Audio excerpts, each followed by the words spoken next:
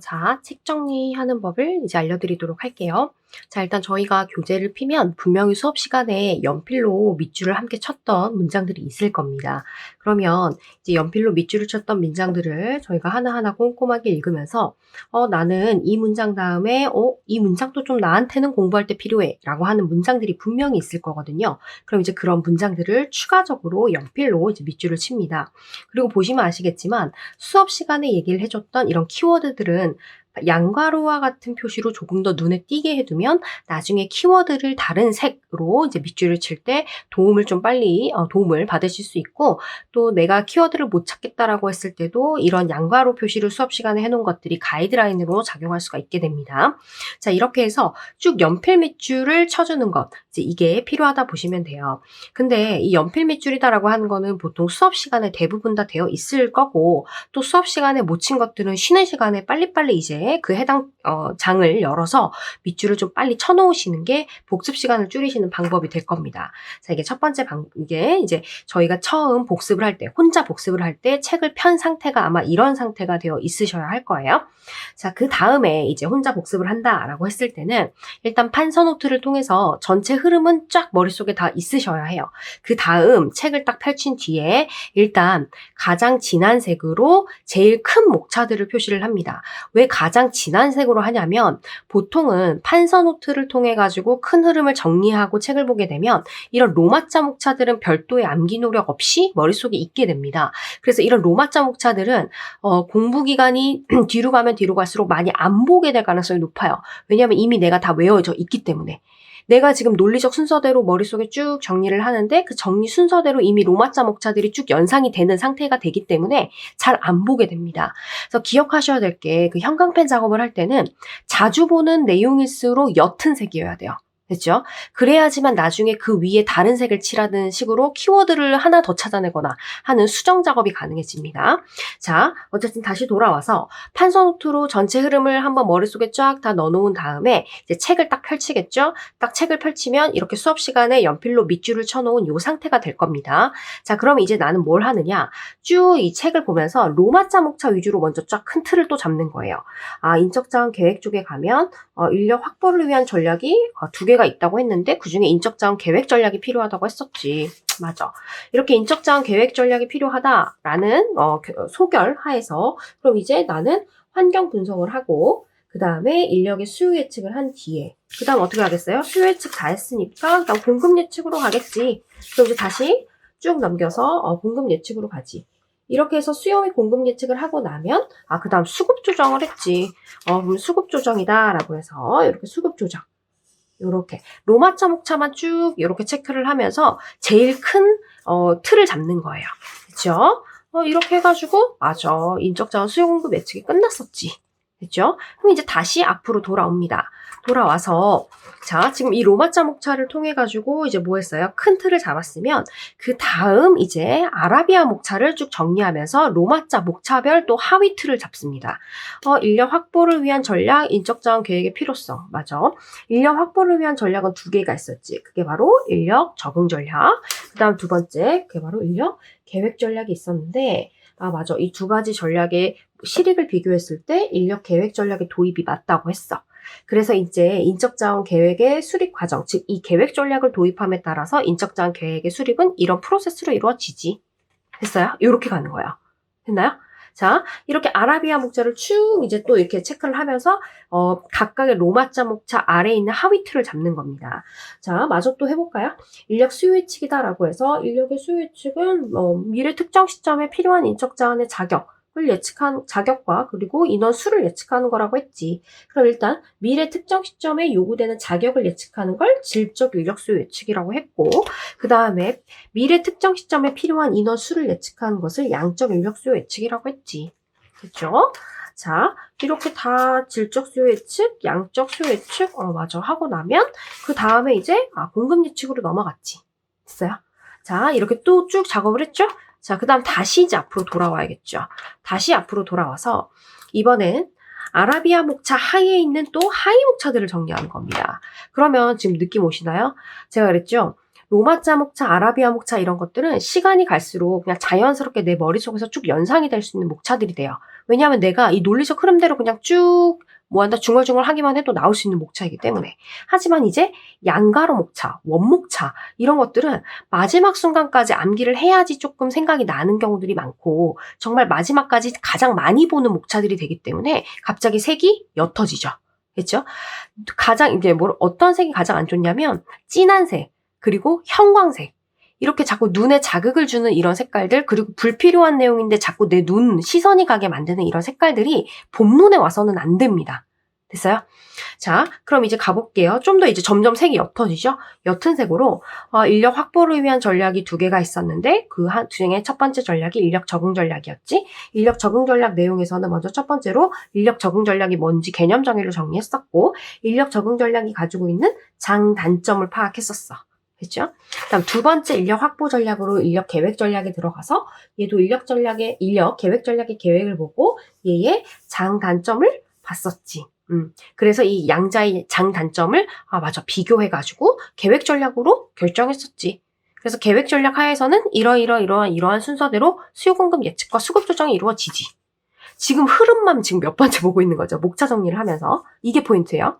자, 일단 환경 분석하고 나서 이제 수요 예측으로 가서 수요 예측은 미래 특정 시점에 필요한 인적 자원의 자격과 수를 예측하는 거지. 그래서 자격을 예측하는 질적 수요 예측 기법으로 가보면 질적 수요 예측의 개념과 그리고 결정 요인들을 보게 되는데 맞아, 결정 요인들. 일단 첫 번째로는 환경으로 인해서 직무 내용 자체가 바뀌는 게 있었고 그 다음에 환경 변화로 인해서 기업이 미래 달성 가능한 성과 수준을 예측한 다음에 직무의 내용이 어떻게 바뀌는지를 예측하는 게 있었지. 맞아. 그 내용이 양가로 1번이었어.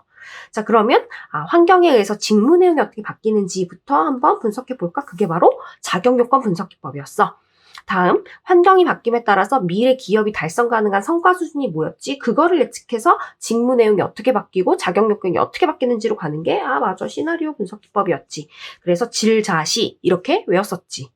됐죠? 다음 페이지. 양적 수요 예측도 맞아. 양적 수요 예측은 미래 특정 시점에 필요한 인원 수를 예측하는 거고 여기에는 영향을 미치는 변수가 되게 많았어. 뭐 생산량, 생산성 하면서 쭉 있었지. 맞아. 그다음 그러면 이제 여기서 내가 배웠던 거는 판서 노트대로 한번 가볼까? 양통 노델화였지. 그럼 이제 통계적 기법부터 볼까? 맞아. 통계적 기법. 이 통계적 기법에는 맞아. 과거부터 현재까지 데이터 변화를 이용해가지고 필요한 인원수를 산정하는 거였지. 양통. 그쵸? 그럼 이제 노로 가볼까? 맞아. 노동과학적 기법이 있었지. 노동과학적 기법은, 표준 작업 시간을 이용해서, 표준 작업 시간을 이용해서 필요한 인원수를 예측하는 방법이지. 자, 양, 노, 이렇게 했죠? 통, 노. 델파이 기법 어딨지? 델파이 기법 넘어가서, 맞아. 명목집단법하고 델파이 기법 같이 묶어서 했었지? 그러면 일단 정성적 방법, 요렇게 체크해야겠다. 됐어요? 그래서 명목집단법은 뭐였더라? 맞아. 의견교환이 없다고 했었고 델파이 기법은 뭐였더라? 맞아. 서신을 통해서 한 장소에 모이지 않고 서신을 통해서 한다고 했지. 그렇죠? 그다음 마지막으로 이제 나온다라고 하면 이제 화폐적 기법으로 가는 거예요. 자, 그럼 앞쪽으로 가서 화폐적 기법 어딨지? 라고 해서 이렇게 화폐적 기법 체크하시면 돼요. 근데 지금 판서노트 순서대로 하다 보니까 지금 여기서는 살짝 이렇게 양가로 목차에다가 이색을 해야 하는데 제가 일단 반가로 목차에 요색을 한 건 조금 예외적인 경우니까 여러분 이건 감안하고 봐주세요. 자, 그럼 이렇게 해가지고 자, 요 작업이 이제 끝나고 나면 그 다음 이제 또 뭐 하겠어요? 이번에 반가로 목차를 정리를 하러 가겠죠. 자, 그래서 쭉 다시 한번 반가로 목차를 정리하려고 이 처음부터의 내용을 다시 한번 읽어보는 거예요. 맞아. 이렇게 해서 다시 또 흐름을 정리하는 거예요. 그럼 지금은 그죠? 이렇게 되니까 큰 틀은 정말 계속 몇 회독씩 보게 되니까 큰 틀은 연계에서 거의 다 잡히는 겁니다. 자, 맞아. 인력 계획 전략은 이거였고 이런 장점이 있고 이런 단점이 있고 그래서 계획 전략에 따라서 이렇게 인력의 수요 공급 예측할 거야. 그래서 환경 분석을 얘기를 하고 수요 공급 예측 가서 수요 공급 예측은 질자시 이렇게 들어가니까 질적 수요 예측 기법에서 작용 요건 분석 기법. 작용 요건 분석 기법 같은 경우에는 얘는 맞아. 과거부터 현재까지 직무기술서, 직무명세서 가지고서 미래의 직무기술서를 작성한다고 했지. 그거 너무 좀 추상적이어가지고 예측 방법을 선생님이 이렇게 판서 노트로 어떻게 상세히 얘기해줬는데 무슨 과업 쪼개가지고 막 노무사 막 그렇게 했었는데 연상을 계속 하는 거예요. 자, 그 다음에 그래서 이 작용요건 분석 기법은 안정적 환경이나 아니면 단기적 예측에 맞다고 했었어 선생님이. 됐죠? 여기도 똑같이 시나리오 기법? 전문가 집단 의사결정 통해가지고 뭐 한다고 했었는데, 그래서 이게 다 같이 모여가지고, 무슨 막 정보들을 분석했는데, 막 성과에 영향을 미치는, 뭐 글로벌화, 뭐 기술 발전, 이런 게 있었는데, 그렇게 해가지고 기업이 미래에 달성 가능한 성과를 딱 예측한 다음에 그 성과를 달성하기 위해 직무의 내용이 바뀐다라고 해서 내용 예측하고 그 다음에 요구되는 자격을 예측했었어. 맞아. 그랬던 것 같아. 자, 그 다음에 그래서 얘는 여러 명이 같이 의사결정 내리다 보니까 의사결정이 뭐 되게 정확하다고 했는데 맞아. 그래서 불확실한 환경이나 장기적 예측을 할 때 적합하다고 했었지. 됐어요? 이렇게 계속 수업 시간 내용을 복기하면서 형광펜을 칠하는 게 중요한 거지 색깔놀이를 하는 게 아니야. 색칠놀이를 하는 게 아니라는 걸 기억하셔야 됩니다. 자, 그럼 이렇게 해가지고 또 이렇게 반가로 목차들을 다 체크를 했죠? 근데 이 경우는 이제 예외적이라고 말씀드렸어요. 자, 반가로 목차들을 이렇게 다 체크를 했다라고 하면 여기 한번 예시로 들어볼까요? 정량적 예측 기법. 과거부터 현재까지의 데이터를 분석해가지고 인원수를 예측한다고 했지. 거기에는 생산성 비율 분석 기법하고 그 다음에 뭐가 있었어요? 추세 분석하고 그 다음에 뭐가 있더라? 맞아. 회귀 분석이 있었지. 이렇게 점점 틀을 좁혀나가는 거예요. 필요하면 이제 원목차까지 할 수 있습니다. 그래서 자, 저 같은 경우에는 좀 색깔을 사전에 이렇게 맞춰놓고 가는 편이긴 해요. 그래서 점점 옅어지게, 됐죠? 옅어지게 하는 게 중요해요. 자, 그래서 여기도 한번 해봅시다. 자, 그럼 이제 원목차다라고 해서 같은 방식으로 쭉 회독하면서 내용을 복기하면서 이렇게 맞아 얘는 이거 개념이 이렇고 예측 방법이라고 해가지고 이런 수식에 따라서 이렇게 있었지. 얘가 무슨 장단점이 있었더라? 얼핏이라도 자꾸 수업 시간 내용을 복기하는 거. 그럼 지금 수업 시간 내용 복기만 몇 번 한 겁니까? 이 형광펜 숫자로 한번 봐볼까요? 한 번, 두 번, 세 번, 네 번, 5번 한 거예요. 그쵸? 자, 그럼 이제 이렇게 해가지고 틀을 다 잡았다. 틀을 다 잡으면 이제 뭐 하는 거다? 세부 내용에서 핵심 문장 찾고 키워드를 찾는 거예요. 자, 그럼 일단 다 틀을 잡았으면 이제 내가 얼추 복기했던 내용들을 텍스트로 상세하게 확인을 하는 겁니다. 그럼 텍스트로 상세하게 확인을 하는데 자, 그럼 당연히 뭐 하겠어요? 꼼꼼하게 읽겠죠? 밑줄 작업이 다 수업 시간이나 아니면 쉬는 시간에 다 되어 있다라는 전제이다라고 하더라도 꼼꼼하게 막 이렇게 읽어볼 거예요. 읽어봐서 이게 무슨 뜻이지? 하는 것들도 좀 체크하고 이거 질문해야겠다라고 하는 것들도 다 체크를 하겠죠? 이렇게 한번 쭉 꼼꼼하게 세부 내용을 읽고 난 다음에 이제 이런 펜을 써요. 그쵸? 근데 저는 이제 0.7mm로 사용을 했는데 사실 0.38, 0.5 그러니까 두께가 되게 여러 개가 있어요. 0.38이나 0.5로 하셔도 되긴 하는데 그거는 이 연필 심 두께보다 훨씬 더 얇아가지고 그 색이 좀 묻혀요. 그래서 0.7이 조금 더 이제 조금 더 잘 보이실 거예요. 그럼 이제 이걸로 뭘 체크하는 거냐? 연필로 밑줄친 문장 중에서도 핵심 문장들을 찾는 거예요. 이걸로. 됐죠? 이 문장은 이 하나의 문단은 요 문장 하나면 다 알겠네 하는 것들이 분명히 있거든요. 자, 그럼 한번 찾아보죠. 기업이 미래의 어느 시점에까지 별다른 조치를 취하지 않고 기다렸다가 미래 특정 시점에 도달했을 때 필요한 인력을 확보하거나 혹은 과잉 인력을 보유했을 때 그 인력을 감축하는 전략. 그러면 일단 뭐 기다렸다가 막 이런 말은 필요 없을 것 같은데 미래 특정 시점에 도달했을 때 필요한 인력을 확보, 과잉 인력을 보유했을 때 감축. 됐어요? 그래서 연필로 친 문장을 다시 줄이는 겁니다. 장점, 얘는 예측 위험성이 가져다주는 비용을 피할 수 있으며 잘못된 인력 투자를 막는다라고 돼 있네. 예측 위험성이 가져다주는 비용. 이거 안 생긴다는 거고 그래서 잘못된 인력 투자를 막을 수 있다라고 하는 거구나. 됐죠? 2번 동그라미도 쭉 밑줄친, 보통 이런 경우에는 연필로 밑줄친 문장밖에 잘 안 보게 돼요. 자, 그래서 미래 특정 시점에서 발생한 구체적인 기술적 상황을 가지고 판단하기 때문에 직무와 인력 간의 적합성을 극대화시킨다.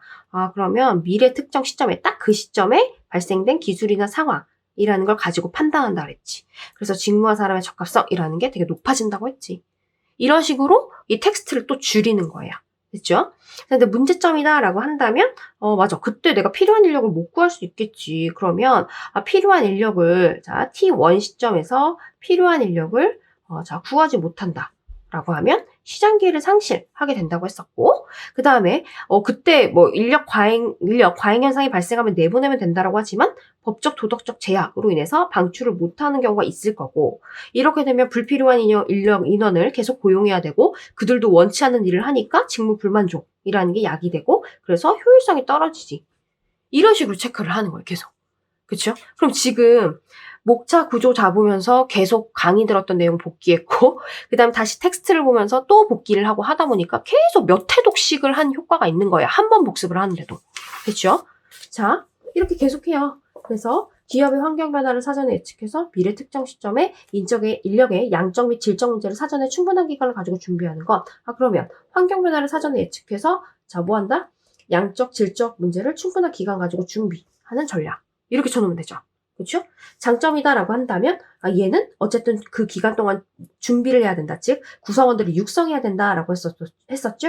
그래서 현재 종업원을 대상으로 교육 훈련을 하거나 직무 전환이라는 걸 하기 때문에 뭐합니까? 기업의 외부 노동시장에 대한 의존성을 줄여서 영향력을 최소화한다. 그렇죠?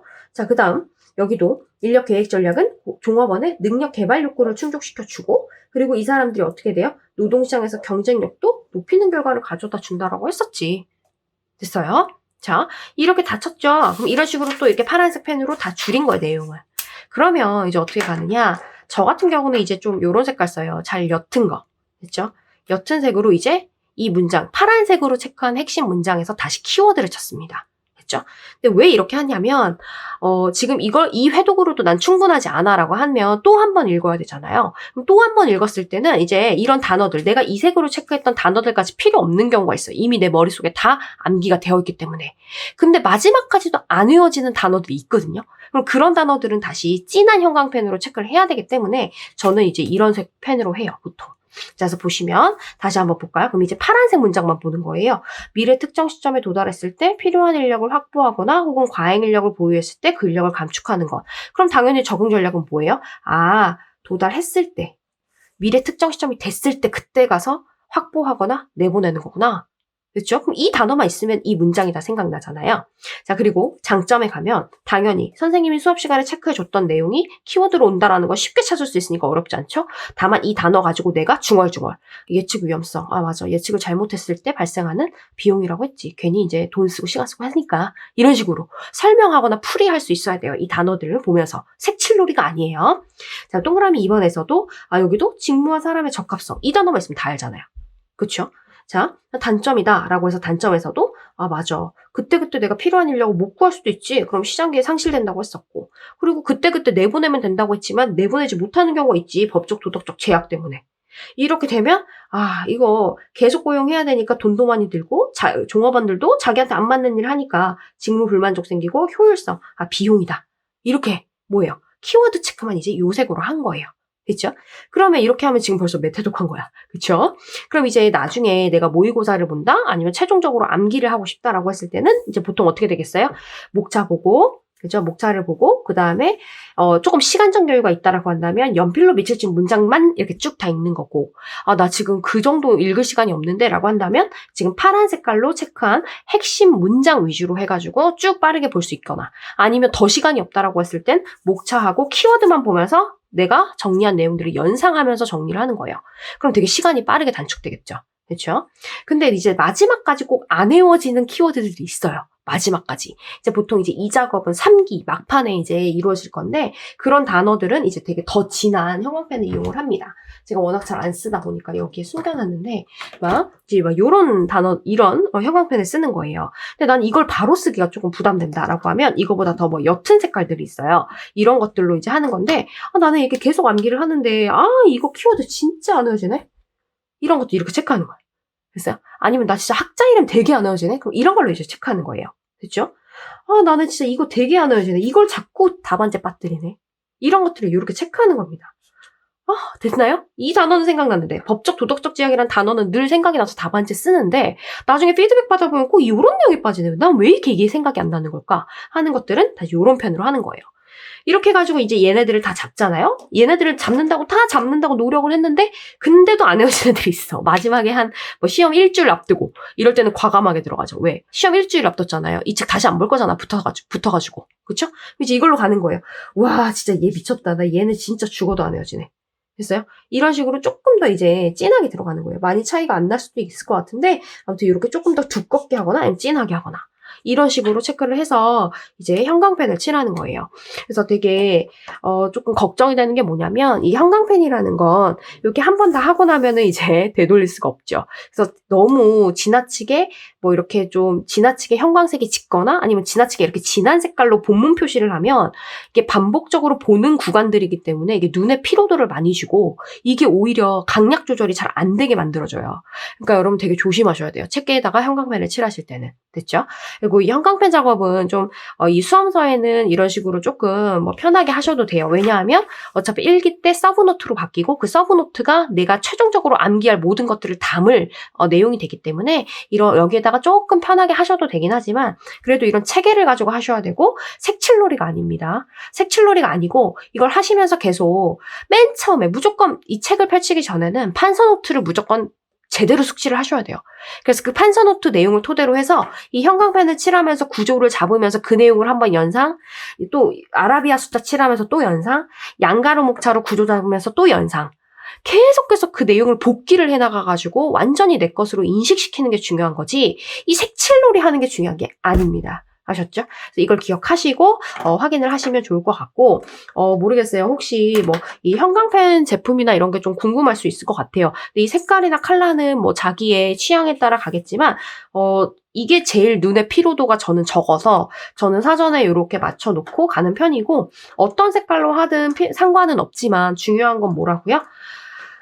가장 큰 목차에서 가장 하위 목차로 가면 갈수록 어떻게 해야 된다? 색이 옅어져야 된다는 거. 그거를 조금 기억하셔야 됩니다. 내가 이걸 한 번 보고 끝내는 책이 아니라는 걸 알고 계셔야 돼요. 내가 몇 회독을 하는 책이기 때문에 그래서 점점 색이 옅어져야 된다라는 이 원칙을 준수하시고 뭐 색깔은 원하시는 대로 맞추시면 되지만 뭐 혹시 궁금하시다면 여기다 제가 이렇게 다 보이게 해놨거든요. 그렇죠? 보이게 해놨고 제가 이따가 그 게시물 올릴 때 사진으로도 올릴 테니까 참고만 하세요. 참고로 저는 이 제품 회사들과 전혀 아무 관계가 없습니다. 아셨죠? 다 제 돈으로 산 거고요. 자, 그러니까 이렇게 해서 한번 정리해 보시면 좋을 것 같아요. 자, 이상으로 형광펜 관련해가지고 정리를 끝냈고 다음번에는 이제 뭐 암기하는 방법이나 아니면 이 책 여백 활용하는 방법이나 장단점 묶는 방법 뭐 이런 것들을 또 다음 편으로 준비해가지고 올려드릴 테니까 공부할 때 확인하시면 좋겠습니다. 수고하셨습니다.